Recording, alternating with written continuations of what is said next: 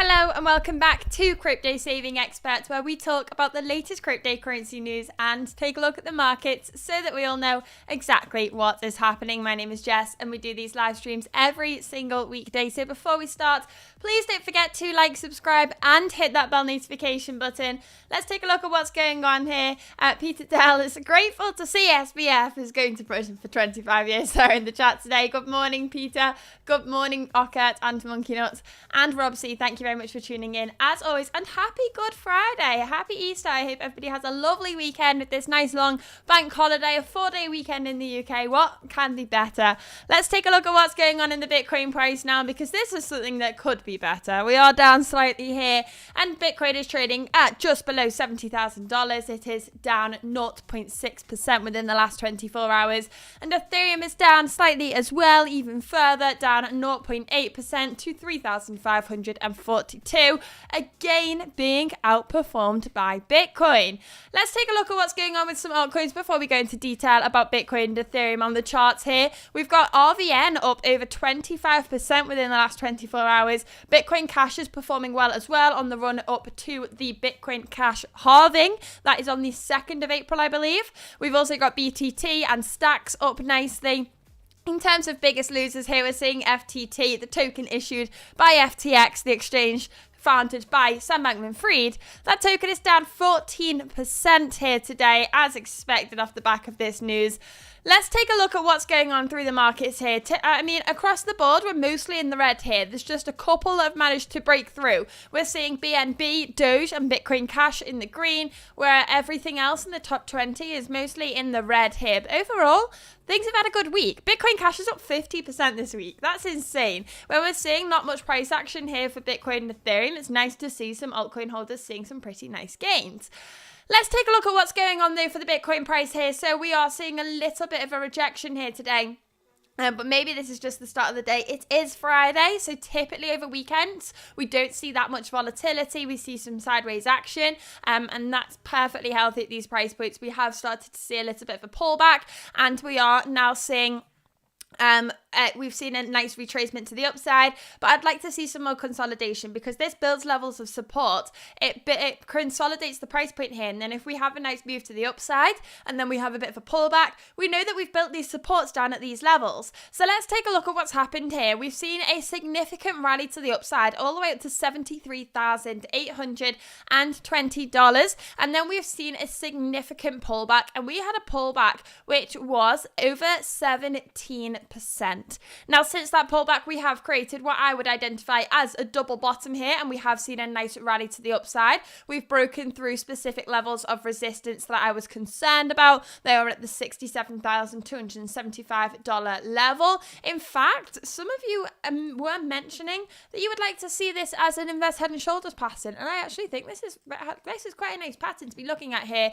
If we take a look at the distance between the bottom of the head and the head and shoulders, the neck level, you can see we do have a nice price target there, but we have already seen a bit of a rally and a little bit of a cool off period with the sideways action here. I don't think there's much point looking at that as a price prediction from that chart pattern, but I still do think that we are at a pretty nice point here. If we take a look at what's happened in the last couple of weeks, you can see we do have a considerable zone. Let's get the drawing tool out and put the rectangle on. If we draw across here, you can see this is a pretty significant zone. This has been used as a level of resistance, support, and resistance there, resistance again, and we have used this as a support. So I'd say this is a level that we should be keeping our eye on, and fingers crossed we do hold this level. This is between the $68,900 and $68,300. So if we manage to hold that throughout the weekend, through that sideways action, then maybe we can start off next week with a nice move to the upside.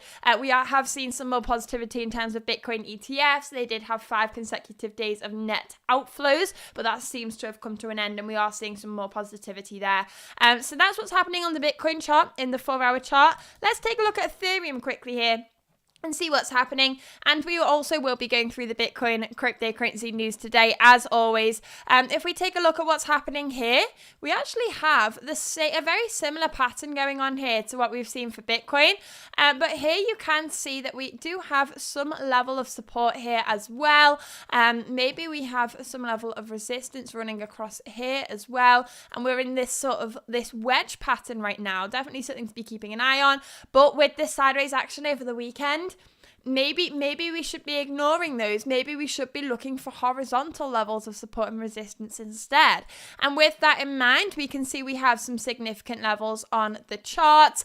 If we go from across here, you can see this has been used numerous times as a level of support and as resistance. This is between the $3,477 and $3,430 there. Now, if we take a look at this level of support, it would be brilliant for this to hold over the weekend. Whether it does or not will be a telltale sign for what's to happen next week, but fingers crossed it does. And for Ethereum, I think what a lot of us are thinking about right now is the Ethereum ETFs. And we're going to go into a lot of detail about these later in today's stream because I've come up with a theory with this and I'd like to share that today. There's some interesting opportunities coming in 2024 in crypto, and I think Ethereum ETFs are a big factor that we need to be considering in the charts right now. But first of all, I think we should go through the cryptocurrency news, and then that will pull us back to the Ethereum chart later on in today's stream. Let's take a quick look at the Ethereum Bitcoin chart before we do, though. So far being outperformed massively by Bitcoin. I hope this turns around. I hope we get those Ethereum ETFs across the line. But we'll talk about them in just a second. We have some big news to be discussing today. And Sam Bankman-Fried is facing 25 years in jail. Who once was called the Crypto King is now going to jail for 25 years. So let's go through what's happened in this story here. Before we do, please don't forget to like, subscribe, and hit that bell notification button so you don't miss the latest cryptocurrency news. We do these live streams every single weekday. We have done since Bitcoin was down at $16,000, and we need to share what's going on in the cryptocurrency news today. Thank you very much to everybody who is joining in the live chat too. Let's take a look at what's going on here. So Sam Bankman-Fried was the creator, the founder, and former CEO of the bankrupt crypto exchange FTX. So Sam Bankman-Fried, it's how he made his money in crypto is a really interesting story. So Sam Bankman-Fried made all of his money originally from trading the kimchi premium, and this was where you could buy Bitcoin for 50% less in Korea than you could in America. So Sam Bankman-Fried went out and raised a load of money and basically arbitrage traded the opportunity. So he built a team, he raised loads of funds, and he bought Bitcoin in Korea for 50% less, then sent that Bitcoin to America, sold that Bitcoin for 50% more in America, then wire transferred that money from America back to Korea, and then repeated the process again. So he was managing to make like a 50% profit every time he completed that circle. Now, obviously, when you're doing this with big sums of money and other people are taking advantage of this as well, the buying pressure in Korea and the selling pressure in America will eventually equal out the price, and the difference won't be there anymore. The price discrepancy won't be there anymore. But Sam Bankman-Fried took advantage of that opportunity and managed to make a load of money. And with that money, he set up FTX. Now, I'm sure when he first created FTX, he wasn't planning for it to end like it has. But FTX was a cryptocurrency exchange. It was once upon a time seen as one of the most kind of trusted exchanges in cryptocurrency, allowing us to buy and sell our crypto assets, leverage trading as well. It was seen as one of the trustworthy exchanges, and Sam Bankman-Fried was nicknamed the Crypto King because it was smart of him to take advantage of the kimchi premium. It was smart of him to make this exchange. He was one of the first big players in the space. Everybody looked up to Sam Bankman-Fried as this kind of amazing person that had come into the space and built the infrastructure to allow us to trade and invest in Bitcoin and create FTX after taking advantage of it himself with the kimchi premium. But then it all fell apart in November 2022, and that was when we all saw what was happening behind the scenes. So Initially, there was a huge dump of FTT, the exchange's token, and eventually a huge amount of people a load of people were choosing to remove a huge amount of their funds from the FTX platform, and FTX could not sustain those withdrawals because they didn't have the liquid cash, because it turns out they'd been using people's deposits when they shouldn't have been. As an exchange, how a centralized exchange works is that you are a platform where people deposit their funds, they buy and sell assets, and then they can withdraw their funds. And you make the money from the transaction fees, or you make the money from offering staking services or other services. But the foundation level of an exchange is that you make money because you take a cut every time someone deposits. You take a cut every time someone swaps one token for another. You take a cut every time you offer someone leverage, and you take a cut every time someone withdraws. That's how you make money, and that is a sustainable business model. That's how an exchange works. And then obviously you have some exchanges introducing staking, some kind of gamifying the thing, and there's lots of other services you can provide, but that's like it on a foundation level. But FTX obviously decided that they weren't making enough money from this, so they needed to take users' funds and do something else with it. And obviously that is illegal. You can't do that. You're not allowed to do that. As lots of people, look, the SEC maybe and some regulators in the US should have been able to identify this is what was going on behind the scenes, but unfortunately they weren't, and a lot of people in the cryptocurrency space have suffered from this. SBF has misappropriated over $8 billion in customer funds, and a 12-member jury found him guilty of 7 charges, including wire fraud, securities fraud, commodities fraud, and money laundering. So it was like a tower of cards. What's it called? The tower? I don't know what it's called. It all fell apart very, very quickly. Within a week, Sam Bankman-Fried went from being the crypto king to being like the most hated person in cryptocurrency. It was crazy at the time. We did actually do an entire YouTube video on the story of Sam Bankman-Fried the week this was happening. It was quite funny actually, because we used to do pre-recorded and like heavily edited videos on the Crypto Saving Expert YouTube channel. And 1 week I decided to do it on Sam Bankman-Fried and how he made all of his money. And that was like 2 weeks before the whole Sam Bankman-Fried chaos started happening. So I kept having to like re-edit film some more content and re-edit it because the story was unraveling so quickly. And we already had like the first half of the video. But definitely go and watch that because we didn't put it out until the whole scandal had kind of been revealed. So the whole video is on there on the Crypto Saving Expert YouTube channel. And it's a really good video actually. I was quite proud of it. Anyway, Sam Bankman-Fried is now serving 25 years in jail to face what's happening. I mean, there's been talks of much longer sentences. There was a maximum of 110 years in prison for his convictions, but it has come down to 25 years. So we can see prosecutors pushed for SBF to serve as much as 50 years behind bars, but he has not got that. He's got 25 years, which is still a considerable amount of time. He has been charged for a number of different things, as I've just said, including wire fraud, securities fraud, commodities fraud, and money laundering there. Within FTX, it was not what we all thought. It just wasn't. And this has created a huge problem in the cryptocurrency space because people that don't even know what cryptocurrency is know about SBF and Sam Bankman-Fried and FTX and know what happened here. And they just think crypto is this terrible space because of FTX.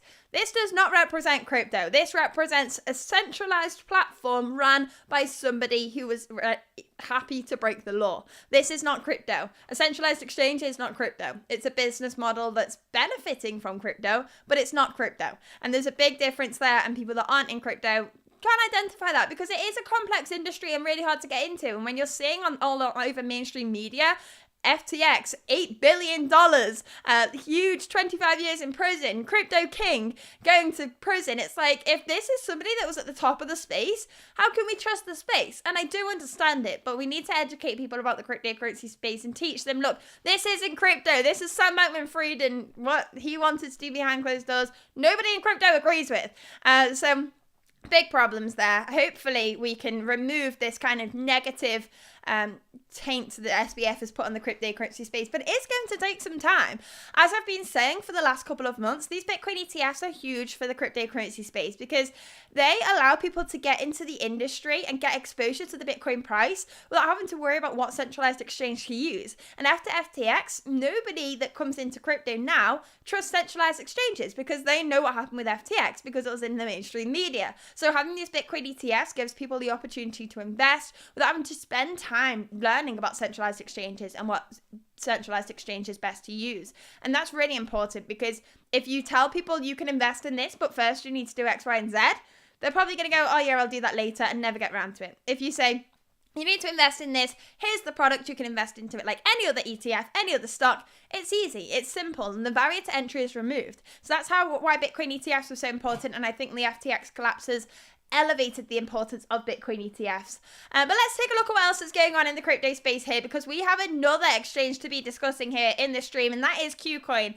So please don't forget to like, subscribe, and hit the bell notification button so you don't miss the latest cryptocurrency news. We are talking about KuCoin here. They have seen some legal scrutiny, and they are seeing $1 billion being withdrawn by users. I think a lot of people that are in the cryptocurrency space right now were around or do know what happened with FTX, so at any hint of kind of something not right, we're removing our funds. We're not interested, to stay tuned. Why take the risk at the end of the day? And I do understand why people are withdrawing their funds here. I'm not personally a KuCoin user, but I understand why people are withdrawing their funds here. So over the past 24 hours, this article was written yesterday, so over the past 48 hours, the crypto exchange KuCoin witnessed approximately $1 billion worth of withdrawals after facing legal scrutiny from US authorities, according to the data from Arkham Finance. So withdrawals via Ethereum, via EVM-compatible chains topped $1 billion, over 6 times more than the inflows, which totaled just $144 million. So we can see here that they've had a huge amount of withdrawals, but the main thing I wanted to talk about today, the new news, is that they have decided to make an airdrop worth $10 million in KCS and Bitcoin for community support. So this week it's been a bit of a volatile week. They've seen a lot of users withdrawing their funds, and they want to reward their users that have stayed loyal. So on Tuesday, the Department of Justice filed charges against the exchange and 2 of its founders with allegations of breaking anti-money laundering laws in the US. And KuCoin and the 2 individuals allegedly violated the Bank Security Act by not adhering to Know Your Customer procedures and failing to report suspicious activity. KuCoin's CEO wrote an open letter to users on the exchange's blog, outlining that withdrawal times were prolonged during the initial panic after the filing was made public. The CEO labeled KuCoin as the People's Exchange and stated that they felt responsible for the elongated wait times and apologized. So, to express our profound gratitude for your support and patience, KuCoin will launch a special airdrop event totaling 10 million USD in KCS and Bitcoin. We hope that through this initiative, we can express our gratitude for the support and of our loyal users. So that's a big announcement here. So the exchange will announce the terms of the airdrop within 3 days of the blog post, giving a window of up to the 31st of March. So they've witnessed $1 billion in inflows. This totals roughly 15% of the exchange's assets under management. So it's a significant amount there for the exchange. 15% of the exchange's deposits have been removed, but they're looking to reward their users. And I think this is a brilliant way to kind of give confidence back to the community and saying, look, we have liquid cash here. We have the assets here to support this. If you want to withdraw your funds, you can. But we don't want to be giving you a service that's not right. And our withdrawal speed was slow during that initial fear. And we want to say sorry for that. We want to give back to the community. This is a brilliant way for KuCoin to put a blanket over the fire, essentially. So hopefully that can put those fears out and we can start to move forward here. We don't like to see concerns around this. Let's take a look at what else is going on in the cryptocurrency space, though. Hold on a second. I have just got a full email here. Swissborg users, we've literally just got an update in right now. I've just got an email from Swissborg. I hope this is not from Swissborg. I'm about to sneeze, hold on. So UK users, I believe, are now able to use the Swissborg app. So Swissborg have literally just emailed me this second saying, as promised, we have worked tirelessly to meet the new UK regulatory measures for digital asset service providers, and we are excited to announce you can now regain full access to our products and services by completing both these steps. So you need a UK investor profile, and what is the second step? They've given me one step. Oh, okay. Investor appropriateness test. So you need to do a test. and something else, but Swissborg are relaunching their services for UK users. For those of you that don't know, earlier this week or late last week, Swissborg said you can no longer deposit cryptocurrency or fiat into your Swissborg app, basically removing the on-off ramp service if you are a UK user, but they have just relaunched their services for UK users, which is brilliant to see, because we did see in the live chat yesterday some people were struggling to find an on and off ramp, and that's not what we want to see. We want to have easy accessibility, and I know a lot of us in the live chat are big fans of Swissborg there as well. So great news there to come in during the stream. Before we continue, please don't forget to like, subscribe, and hit the bell notification button so you don't miss the latest cryptocurrency news. We do these live streams every single weekday, and I would appreciate if you tune in with us every single weekday. Let's take a look at what else is going on here. So we've got ETF updates. ARKB breaks record and now I think discusses crypto ETFs. So ARKB broke its record inflow yesterday as Bitcoin began another charge towards its all-time high. And these are the kind of articles that we like to see. The uptick in inflow was such that it broke ARKB's previous record with a total inflow of $200 million, meaning that the ETF saw more than 5 times its average inflow of $43 million that it has generated since the 11th of January launch. So we're seeing the Bitcoin ETFs have a huge amount of inflows here after that pullback has happened. And we have seen some conversations around the Ethereum ETF as well. Now, I will come back to that in just a second. I just want to finish talking about the Bitcoin ETFs. So we are seeing Bitwise CIO expect institutions to inject over $1 trillion into Bitcoin via ETFs. And that is a significant number there. So $1 trillion is huge. Who can Let's try it again. An average allocation of 1% from global wealth managers to Bitcoin could result in approximately $1 trillion entering the space. If we take a look at the Bitcoin market cap, we are at $1.3 trillion. So $1 trillion is like 80% of that, 75% of that. That is a significant number to be discussing here, and that brings a huge amount of potential to the cryptocurrency space. The Bitwise CIO urged investment professionals to maintain a long-term perspective amid the current volatile state of the crypto markets, particularly Bitcoin, which has seen fluctuating prices between 60 and 70k. Short-term holding pattern we're seeing here is he's pointed out that the market is in a short-term holding pattern in anticipation for significant upcoming events. He added that each of these developments will shape the market's short-term trajectory in the coming months. The Bitcoin halving is expected to be on around the 21st of April, I'm seeing here. This article says the 17th, but I think the 22nd of April is looking more likely. Essentially, there's a little bit of discrepancy there because the Bitcoin halving happens every 210,000 blocks. A new block is added every 10 minutes, but it's not exactly every 10 minutes. So there's a couple of discrepancies there. And then when you think about how many blocks to go, there's like a couple of minutes difference here and there really add up. So that's why we've got like a 5-day window of when the Bitcoin halving will be. But as we get closer, the discrepancies between the countdowns will shrink. So we can see here that platforms like Morgan Stanley and Wells Fargo and the completion of formal due diligence by various investment committees on greenlighting exposure to the flagship crypto could really impact the price. Despite the short-term uncertainties, he remains bullish on Bitcoin's long-term perspectives. He pointed to the successful launch of spot Bitcoin ETFs, which marked a significant moment of crypto market accessibility to investment professionals. He highlighted the enormity of the global investment market. And he's saying, look, there's 1% down, 99 to go. The vast potential for growth is here. He's served as a cautionary note reminding investors of the inherent risks and volatility associated with crypto trading. But he's saying, look, there's a historic $12 billion that flowed into ETFs since their launch. He posited that even a modest average allocation of 1% from global wealth managers to Bitcoin could result in approximately $1 trillion entering the space, dwarfing current investment levels. This is the kind of bullishness we like to see in the cryptocurrency space. Bruce, that's what the stream is about. Today's news is crypto, saving you having to read it. Take a breath, Jess. Gee, says Peter Dell. Let's see what's going on here. Good morning, David. Good morning, Jay Middle. Thank you very much for tuning in, as always.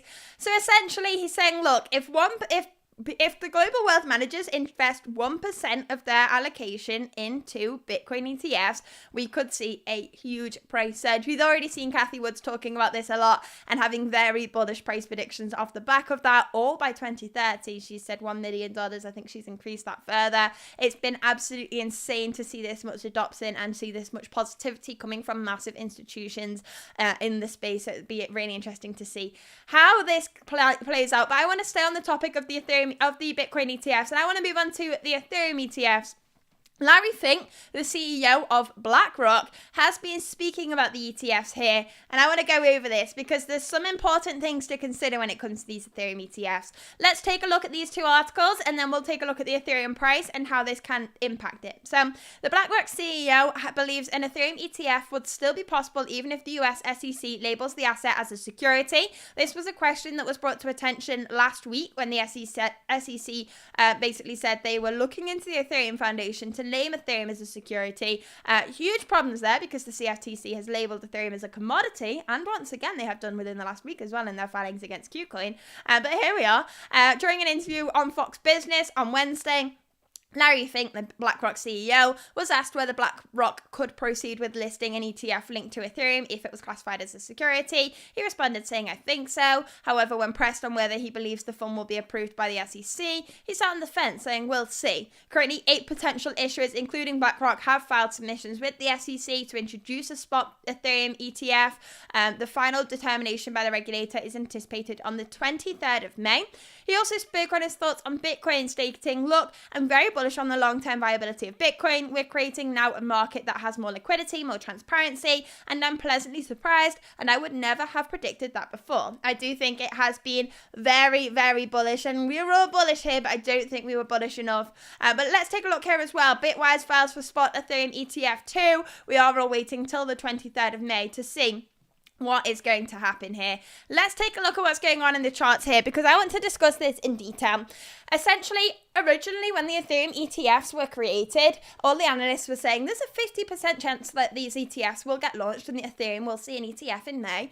And that possibility has been reduced significantly by the analysts. We are now seeing the analysts say 35% chance, 10% chance, and it's been reduced because there's a lack of activity between the SEC and the Ethereum ETF issuers. So BlackRock is a Bitcoin ETF issuer. VanEck is a Bitcoin ETF issuer. All of these companies in the run-up to the SEC approving Bitcoin ETFs and allowing Bitcoin ETFs to go live, all of these issuers were having conversations with the SEC, making amendments to their filings, making sure that their filings were exactly how the SEC wanted it so they could get it over the line and the SEC would approve them. The last thing any of the Bitcoin ETF issuers wanted was to see all of the other ETFs get approved, but not see their ETF get approved. So they were all working with the SEC, finding what they wanted, and when they were having these discussions, they were basically talking about how they want the ETFs to be managed. So you can have an in-kind model and you can have a cash redemption model. And it's basically how we make sure the ETF issuers have the right amount of Bitcoin and have the right backing and have the right price. And these were the kind of conversations that were going on with the Bitcoin ETFs. And that's why we saw the filings being amended so much.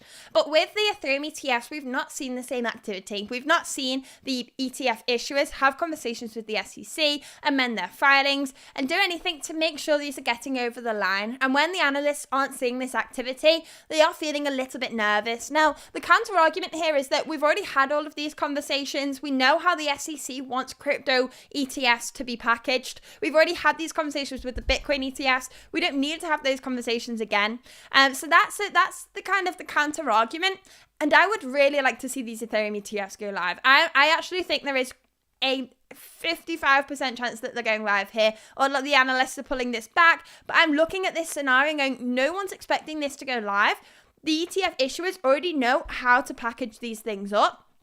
If they go live, Ethereum could go crazy, altcoins could go crazy, and it's not what people are expecting right now. So I'm feeling quite bullish on this news, and I we'll see how that plays out. I don't know if there's an element of hope in there for me that's making me feel quite bullish on this, but I feel like it's what people are least expecting. I think people have pushed the 23rd of May to the side and said, look, I don't think this is going to happen. So this is what's happening here. A break. Peter Dell says a break in between might be a great idea. Hold on, I'll read this out in a second. Let me finish that sentence. Where was I? Ethereum ETFs. I think they could come live. I think there's one thing that may stop it, and that will be the fact that a couple of the issuers have introduced staking into their proposals, and that may be the deal breaker for the SEC. But we will have to wait and find out. That's on the 23rd of May. The SEC could tell us before. I think that's highly unlikely.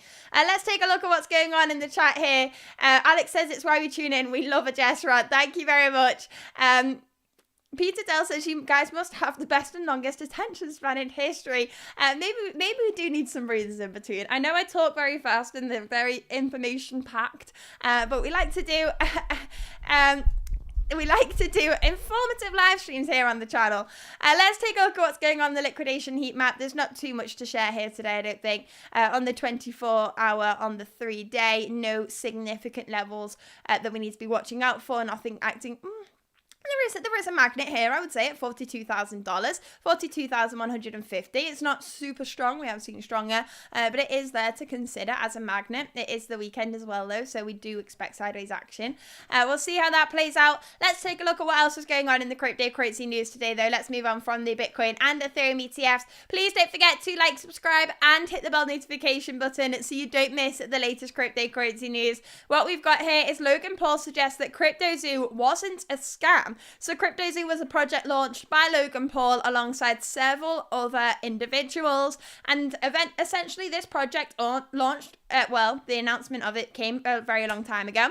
Logan Paul is a YouTuber, and he wanted to create this GameFi project. Now, he has been ripped apart by CoffeeZilla on YouTube multiple times. CoffeeZilla made a kind of a series on what Logan Paul was doing wrong with CryptoZoo. CryptoZoo never even launched as a project, but Logan Paul's defending himself a little bit here. He said, everything you just said has an element of truth to it. Here's the problem. What you just described isn't a scam. I took on a project that I was simply incapable of handling at the time. So he made no personal gain from the project, losing $500,000 in the process. He also noted that the whole saga affected his mental health severely. If you want to know more information about this, you can. I'm not a huge Logan Paul fan myself, so there we go. You can read about it if you want to. And the final article here isn't one that I want to go through either. This is about MicroStrategy. If you are more interested in that, then make sure to check out that article.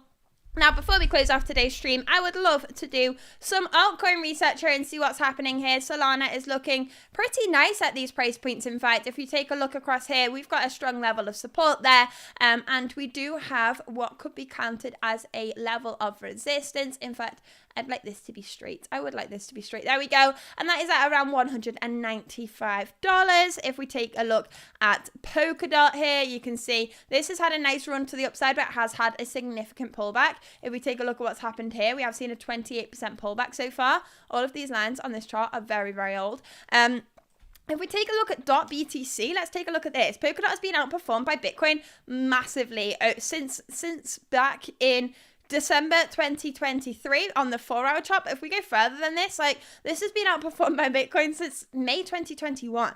It's been insane. That is a huge crush by Bitcoin. Bitcoin has been massively outperforming it. Maybe we'll see this turn around. Polkadot have seen some improvements within the last couple of weeks. Let's take a look at some other altcoins as well. We'll quickly look at BNB. This is one that's been doing well within the last 24 hours, pumping massively here. Interesting to see this pumping once again. If we get a horizontal ray here, you can see we do have a level of resistance at $695 there. We hit that back in May 2021. So BNB is actually approaching its all-time high here. What else do we want to look at here today? We want to look at XRP USDT. Let's see what's going on here. Let's delete these lines.